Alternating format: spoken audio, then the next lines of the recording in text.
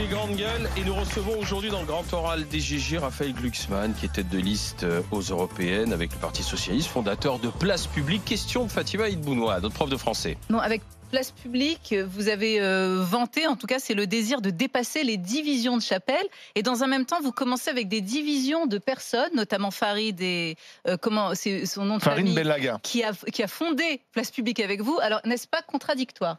Alors, il faut expliquer simplement, puisque tu cites un nom que les gens ne connaissent pas forcément, c'est le cofondateur de Place Publique. Il a publié une lettre publique qui était dans Marianne, où il explique pourquoi il a choisi de quitter le mouvement. Et en fait, il dit que vous avez manipulé tout le monde, que vous servez avant tout votre cause plutôt que la cause générale. Il dit aucun vote interne, déni total de démocratie, tout ça a été fomenté par un petit carteron de bobos en mal de reconnaissance en politique. publique.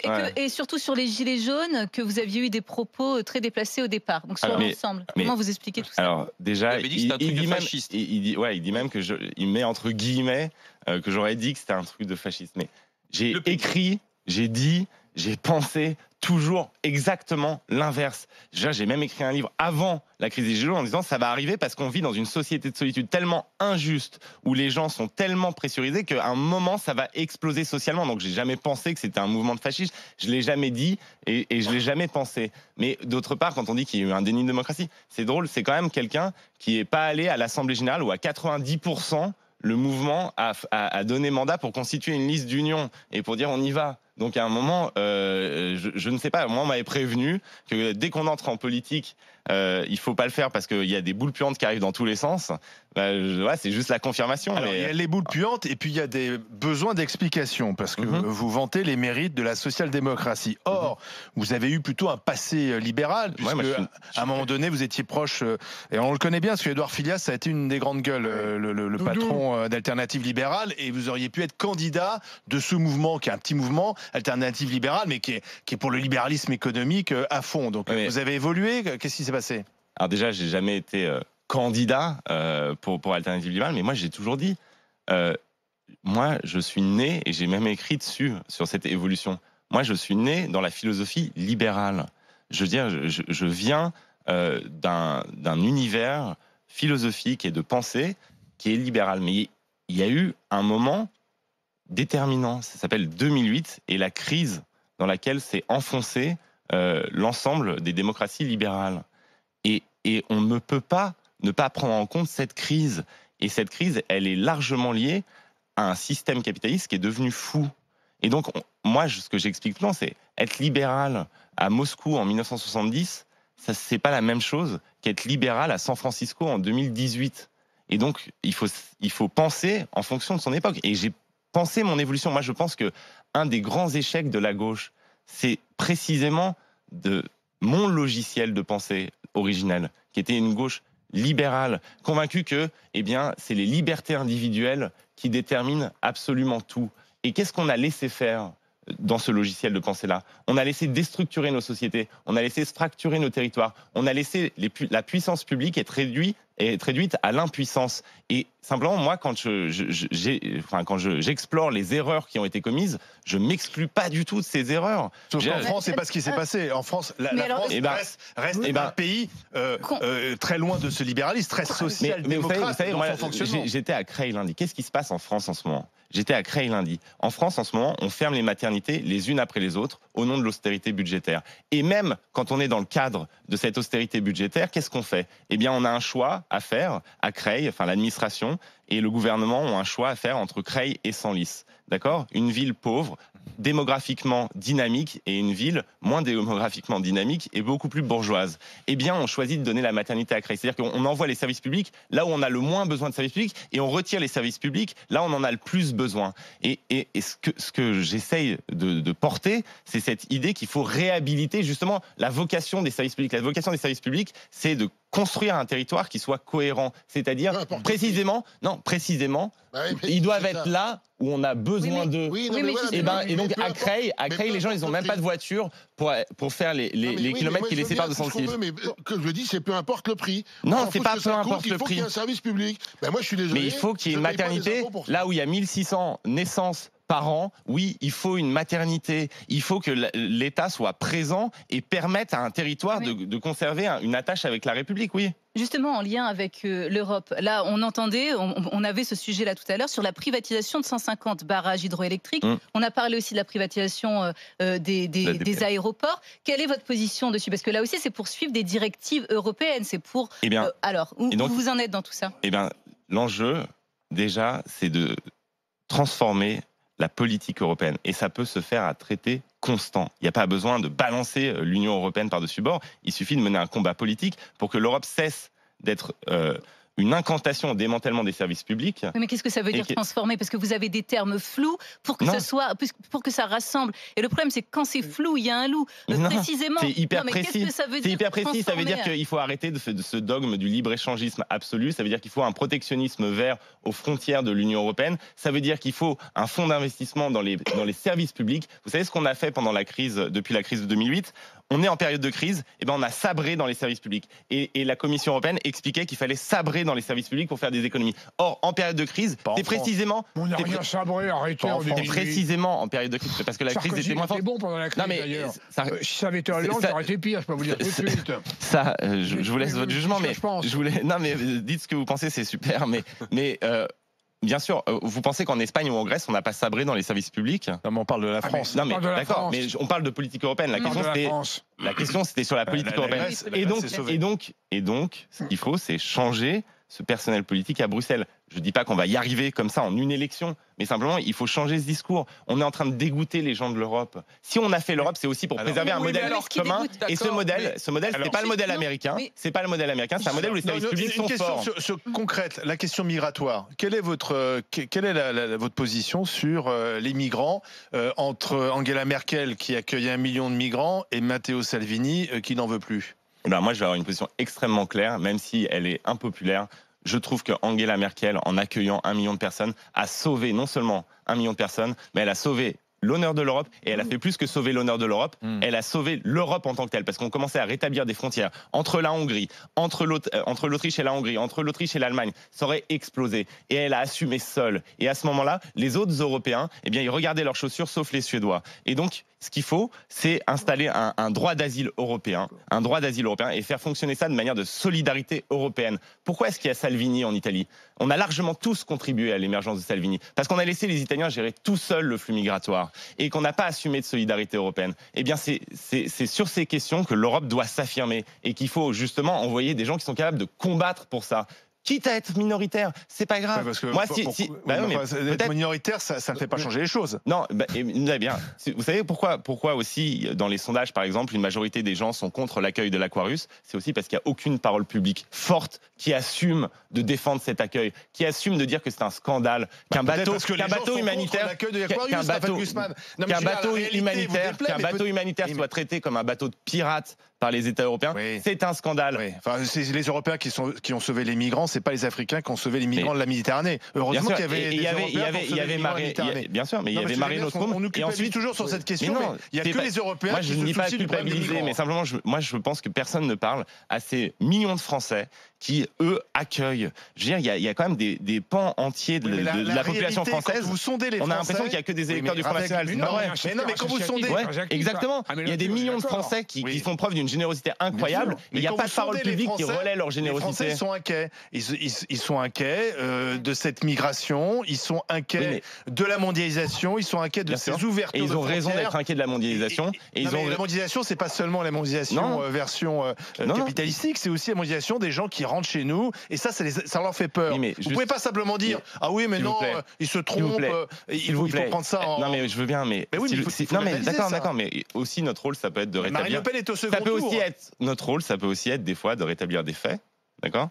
Et il y a eu un pic migratoire lié à la guerre en Syrie, d'accord, ce million de personnes accueillies par Angela Merkel, bravo à elle, même si on m'insulte ensuite sur Twitter, bravo à elle. Le pic, c'est lié à la guerre en Syrie. Regardez les chiffres sur les arrivées de migrants aujourd'hui en Europe. Il n'y a pas de subversion migratoire. C'est pas vrai. Il n'y a pas de subversion migratoire aujourd'hui du continent européen. Et ça, il faut savoir le dire, il faut savoir le montrer. Les chiffres sont en baisse constante. Donc, c'est pas vrai. Et on peut intégrer, mais pour ça, il faut qu'il y ait une solidarité européenne. Il faut pas qu'on laisse l'Italie seule ou la Grèce seule. Oui, mais après, dans ce que vous avez fait quelques minutes avant, lorsque vous opposez simplement en disant, voilà, en France, il n'y a pas que les électeurs du FN, il y a aussi des Français généreux.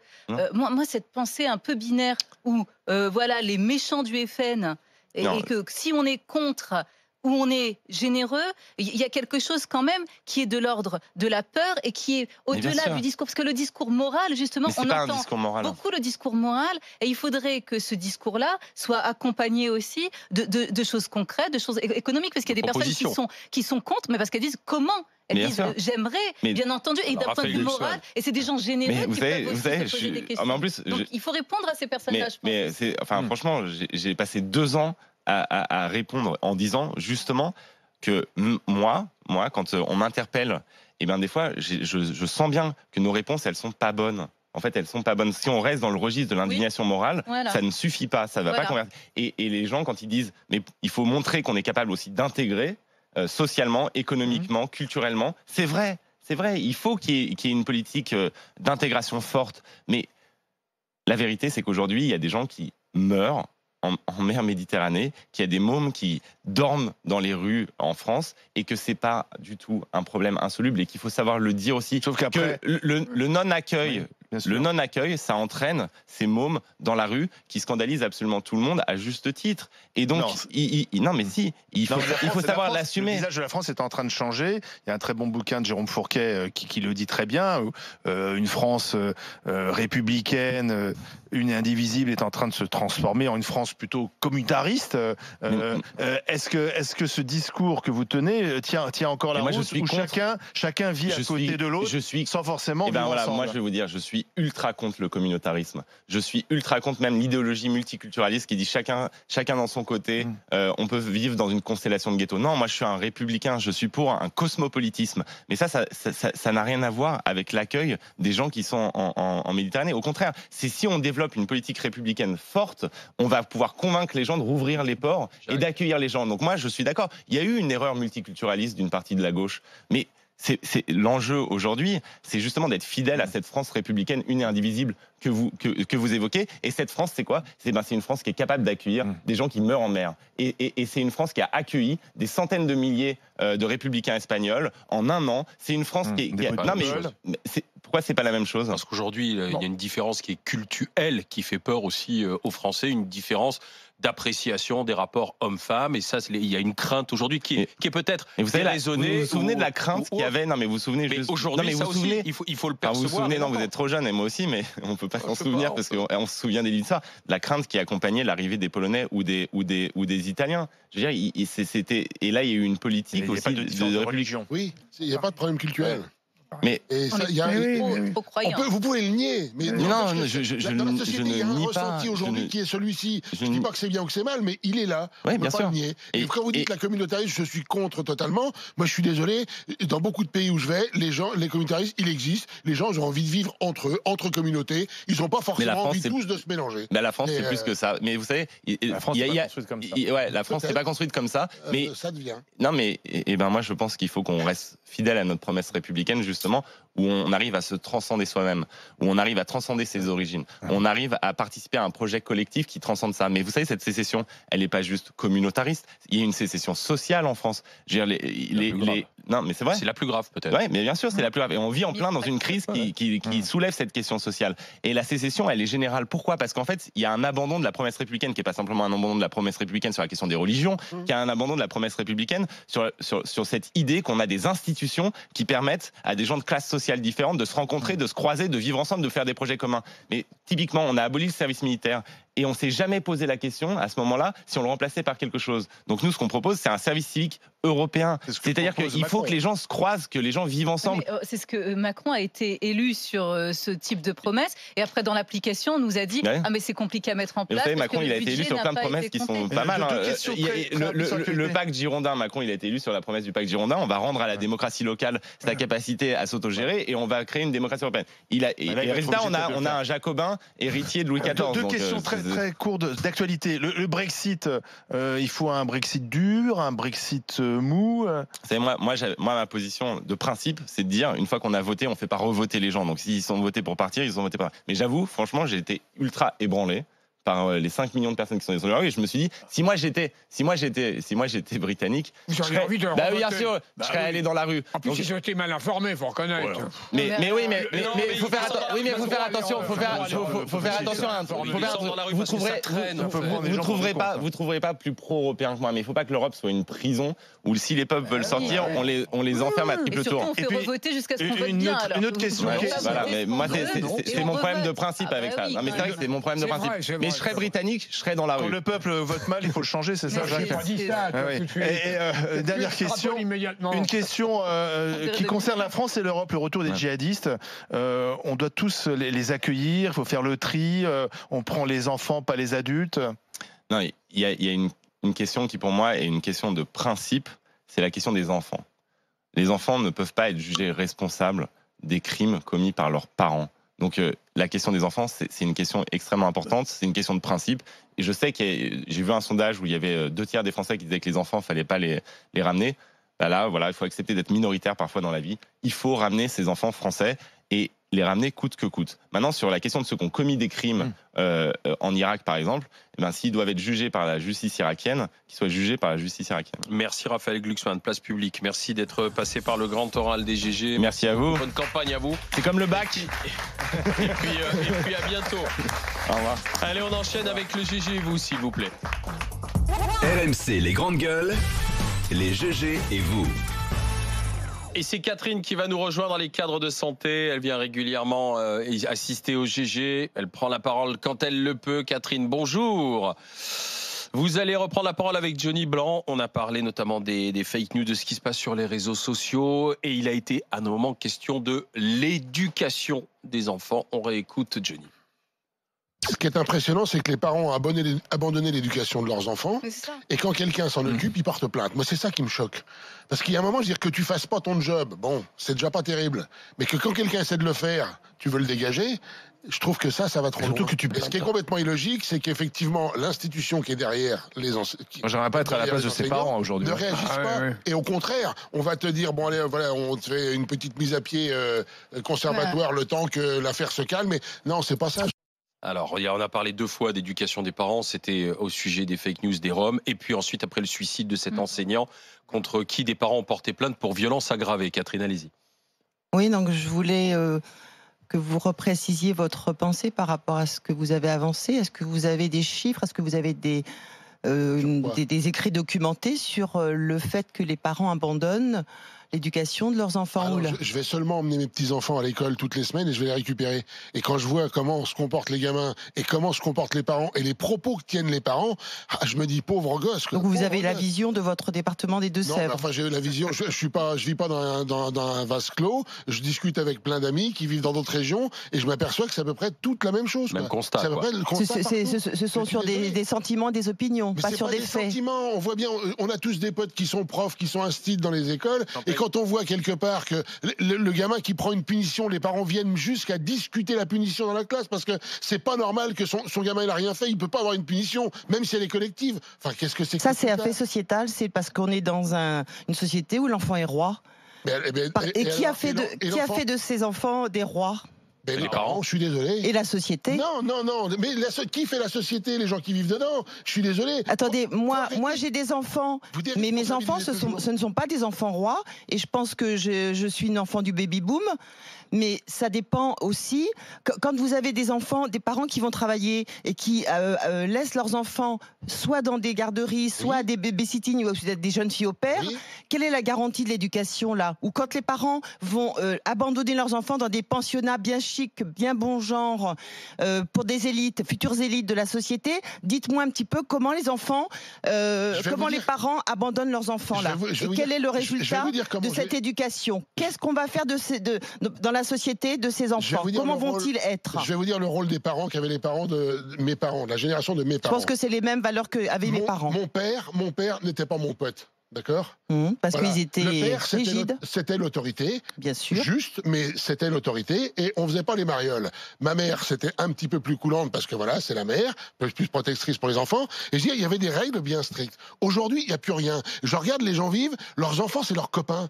Mais non, je suis désolé. Ton gosse, c'est pas ton pote, c'est toi qui dois l'éduquer. Donc quelque part, c'est ton pote. Il n'y a plus de relation possible. Il n'y a plus de hiérarchie, il n'y a plus rien. Et moi, je suis désolé, c'est ce que je constate. Sur ça, c'est votre vision. Mais non, arrêtez de vous la face, c'est ce qu'on vit tous autour des gens. Alors, Fatima. Il y a des psychologues qui... et c'est pour ça que Ruffo a écrit un livre là, sur les enfants tyrans, parce qu'il a constaté que beaucoup de parents venaient et étaient totalement démunis face aux monstres qu'ils avaient créés d'une certaine manière, c'est-à-dire cet enfant roi était devenu un enfant tyran qui ne supportait plus aucune contrainte et qui ne supportait plus rien. Donc il y a quand même quelque chose, un fait de société derrière ce qu'il a évoqué. Après, c'est vrai que la généralisation, dire les parents, bien entendu, encore aujourd'hui, on a des parents comme vous, c'est ce qu'on en parlait en Merci antenne, Catherine. madame. Vous avez relancé la discussion avec Johnny et avec Fatima. Suite du GG, vous, dans un instant, en direct sur RMC Story. RMC, 9h midi, les grandes gueules.